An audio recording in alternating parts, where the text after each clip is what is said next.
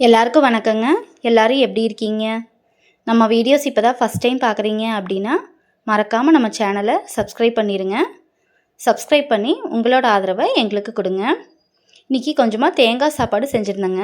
இந்த தேங்காய் சாப்பாடு செய்கிறதுக்கு ஃபஸ்ட்டு ஒரு கடாயில் எண்ணெய் விட்டு கொஞ்சமாக கடுகு சேர்த்து கடுகு நல்லா பொரிஞ்சதுக்கப்புறம் இது கூடவே கடலப்பருப்பு, தாளிக்கிற உளுந்து, வேர்க்கடலை இது மூணையும் சேர்த்து நல்லா வறுத்துக்கணுங்க.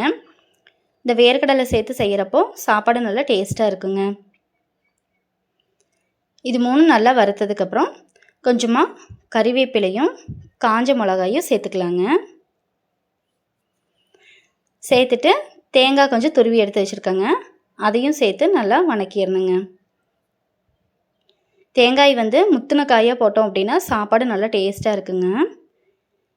இளங்காயாக போட்டோம்னா கொஞ்சம் இந்த வலுவலுன்னு இருக்கிற மாதிரி ஆயிருங்க, சாப்பாடு நல்லா இருக்காது. அதனால் தேங்காய் சாப்பாடு செய்கிறப்போ எப்போவுமே முத்தின காயை போட்டோம்னா சாப்பாடு நல்லா டேஸ்ட்டாக இருக்குங்க. நான் எப்பவுமே சாப்பாட்டில் உப்பு போட்டு தாங்க வைப்பேன், அதனால் இதில் கொஞ்சமாக மட்டும் உப்பு சேர்த்துக்கிறேங்க. இப்போ இது ஒரு 3 நிமிஷம் நல்லா வணங்கினதுக்கப்புறம் சாப்பாடு இது கூட சேர்த்து நம்ம கிளறிக்கலாங்க. கொஞ்சமாக சாப்பாடு சேர்த்து நல்லா ஆறுனதுக்கப்புறம் நம்ம கிளறிடலாங்க. வேர்க்கடலையெல்லாம் போட்டு செய்கிறப்போ தேங்காய் சாப்பாடு பார்த்திங்கன்னா நல்லா டேஸ்ட்டாக இருக்குங்க. இது கூடவே வாழைக்காய் வறுவல், கிழங்கு வறுவல் இதெல்லாம் வச்சு சாப்பிட்டோம்னா நல்லா இருக்குங்க.